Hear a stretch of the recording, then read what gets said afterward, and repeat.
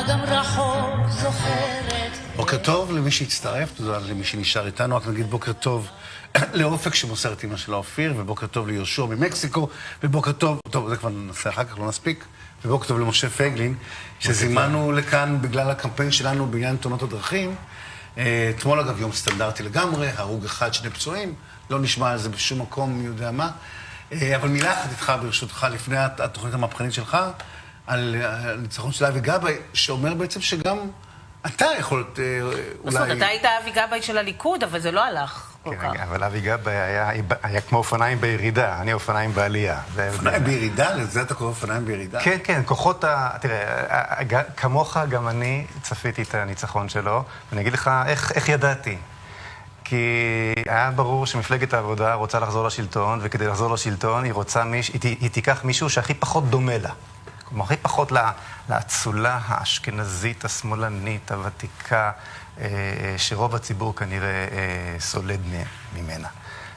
ולכן הם בחרו את מישהו שהוא הכי דומה לצד... גם פרץ הוא לא האצולה. אבל מאוד מאוד שמאל. גבאי, את לא יכולה להגיד מה הוא בדיוק. ופרץ הוא גם ממסד. יש פה גם עניין של אנטי-ממסדיות, זה גם מה שהביא את טראמפ. כלומר, מי שבא היום מבחוץ ואין לו ניסיון, יש לו פור גדול. יש לך עוד סיכוי? מפלגת זהות בתנופה גדולה, חבל על הזמן. אנחנו הבאנו 2,000 אנשים לאנגר 11, רק לפני חודשיים, 3. מפלגת זהות, אני לא בטוח שרוב הצופים בכלל עוד נכונו לנו עלילות. טוב, בוא נדבר על מה שחשוב. בוא נדבר על מה שחשוב באמת. אתה אומר ככה, אתה אומר שאנשים שיעשו עבירות בריוניות, אתה קורא להם, יעברו באור אדום, דברים שאנחנו מראים פה כמעט כל יום, איך אנשים עוברים באור אדום, עוברים נתיב, עושים באמת דברים שאסור לעשות, שלא קורים ביד המקרה, אלא דברים שאפשר למנוע אותם, נוהגים בשכרות כמובן.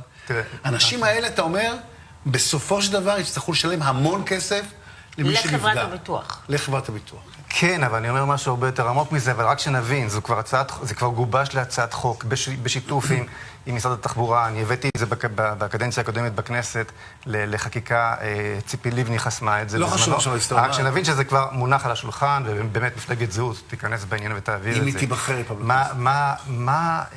ברור, בעזרת השם. מה שהעיקרון כאן הוא להחזיר את מימד האחריות לכבישים. היום נהגים לא רואים סביבם בני אדם, הם רואים סביבם אנשים.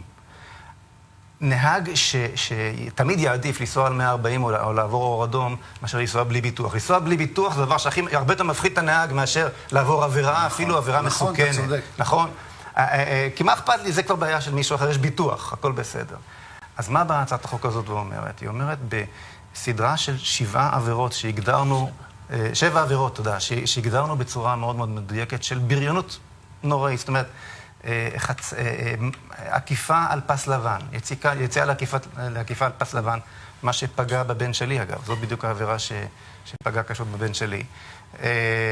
כניסה לרמזור באור אדום כשהוא כבר דולק שנייה, כלומר לא שאלה של ידעתי, לא דברים שאפשר לא לעשות, דברים שאתה עושה במודע מתוך זלזול בוטה לחיי אדם. אז במקרה שכזה, אם אתה נתפס, אתה משלם את הנענש כרגיל. אבל אם גם פגעת במישהו תוך כדי הביצוע העבירה הזאת, אזי באותן עבירות, אחרי שחברת הביטוח מפצה את הנפגע, כפי שהדברים קורים היום, רק אחרי זה, היא רשאית, מה שנקרא לשבב, כלומר לתבוע את הפוגע. ואני אומר לכם, אורלי וגיא, אחרי 2-3 מקרים שכאלו שנהגים, שיהיו אחראים לנפגעים לכל ימי חייהם, כל הכבישים יירגעו. אני רוצה להוסיף משהו, תוסיף אותי להצעה הזו. ואני רוצה עוד משהו אחר. אני רוצה גם שמדינת ישראל, וזה אני אומר כבר כמה שנים, תכריז על תקופת חירום של 0.5 שנה. שבתקופה הזו שבו גם מה שאתה אומר יקרה, האנשים האלה שעושים את העבירות האלה, שאפשר כאמור לא לעשות אותם, לא ינהגו יותר אף פעם. פשוט לא ינהגו יותר. לא ל0.5 שנה, לא לשנה, לא ינהגו. לא כולם חייבים לנהוג. לא כל אחד חייב לנהוג. יש אנשים שאין כנראה להם את מספיק אחריות כדי לעשות את זה.